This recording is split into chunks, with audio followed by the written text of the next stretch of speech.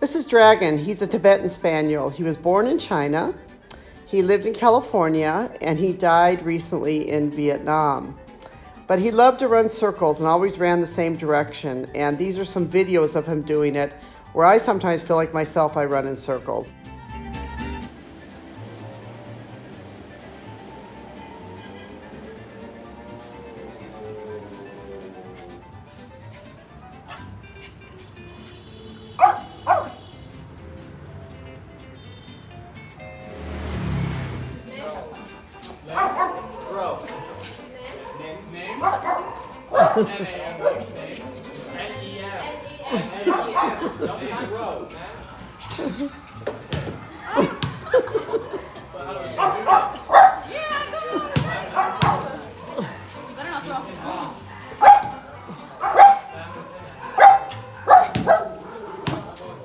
This is Anita from A Bus on a Dusty Road. We hope you enjoyed that little short clip of running in circles.